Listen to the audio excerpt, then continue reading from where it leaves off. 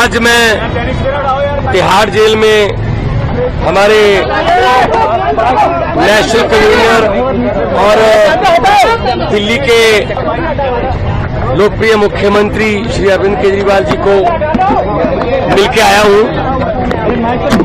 सबसे पहले परिवार की बातें हुई। मेरी बेटी नियामत जो कि अभी 1 महीने की हुई है, उसका हालचाल पूछा, कैसी है वो।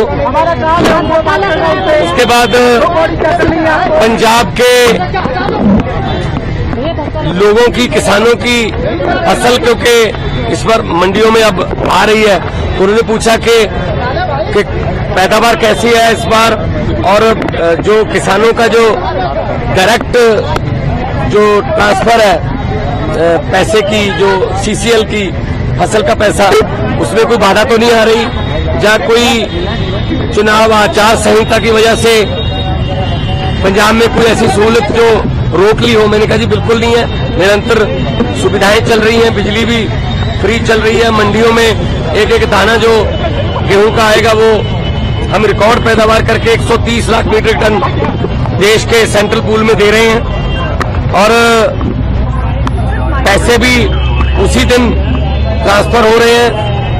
और जो हाड़ी बोलते हैं पंजाबी में इसको, तो ये गेहूं का सीजन जो है वो अभी चरम सीमा पे है। 2-4 दिन में जो सीजन है खत्म हो जाएगा। और सबसे बड़ी बात जो आज मैं आपको बतानी चाहता हूं, जब मैं अरविंद केजरीवाल जी को बताई कि आज ही रिजल्ट आए हैं पंजाब में सरकारी स्कूल के 158 बच्चों ने 158 सरकारी स्कूलों के 158 बच्चों ने जेईई का परिणाम जो मेन होता है वो पास कर लिया। ये पहली बार हुआ है।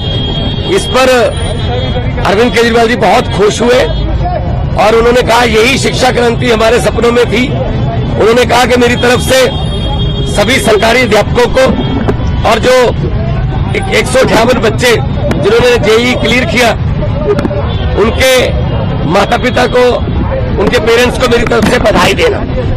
तो ये पहली बार हुआ है कि सरकारी स्कूलों के बच्चों ने जेईई का परिणाम क्लियर किया, और ये हमारा सपना सच होने वाली बात है।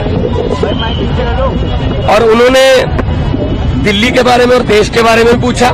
मैंने कहा जी मैं गुजरात होके आया हूं, भरूच और भावनगर, माइंड ब्लोइंग रिस्पॉन्स है, और लोग, पूरे देश के लोग ये कह रहे हैं कि ये गलत किया अरविंद केजरीवाल के साथ कि उनको पकड़ के अंदर कर दिया। शायद ये सोचते होंगे एक बंदे को अंदर करके हम पार्टी की आवाज बंद कर देंगे, लेकिन आपकी आवाज सर वो व्यक्तिगत तौर पे तो आपको अंदर कर सकते हैं, लेकिन आपकी सोच को अंदर नहीं कर सकते।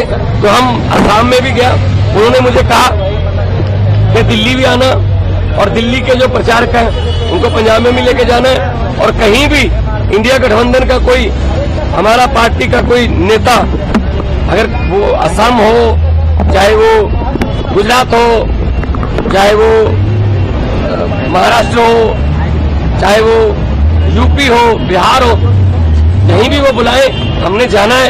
ये चुनाव जो है ये जीतने हारने वाला चुनाव नहीं है, ये संविधान को बचाने वाला और लोकतंत्र को बचाने वाला चुनाव। सेहत उनकी ठीक है, वो कह रहे हैं कि मुझे इंश्योरेंस मिल रही है, और अब मेरा रूटीन में चेकअप भी हो रहा है, तो सेहत उनकी बिल्कुल ठीक है। एक इम्पोर्टेंट सवाल है, ने ये कहा है कि अगर उनकी जान को खतरा है, जेल तो आप ही के अधीन आती है, लेकिन फिर भी अगर मुझ पर शिकायत आएगी तो हम देखेंगे, क्योंकि पिछली बार आपने कहा था कि आतंकवादियों से भी बुरा सलूक अरविंद केजरीवाल के साथ किया जा रहा है। नहीं, मीटिंग तो आज भी मेरी उसी तरीके से हुई है। शीशा, दोनों तरफ जालियां और इंटरकॉम फोन, मीटिंग तो उसी तरीके से हुई है। ये इन्होंने शायद ये मन में धार रखा है कि हम सीधा नहीं मिलने देंगे। ये इनकी मर्जी हो सकती है, या इनकी नफरत की इंतहा हो सकती है, लेकिन इतना मैं बताना चाहता हूं कि अरविंद केजरीवाल जी की जो सोच है, अरविंद केजरीवाल जी ने जो अंदर से मुझे संदेश दिया वो यही दिया कि लोगों को ये बता देना मेरी फिक्र मत करना, लेकिन वोट जरूर डालना और लोकतंत्र और संविधान को बचाने के लिए वोट डालना।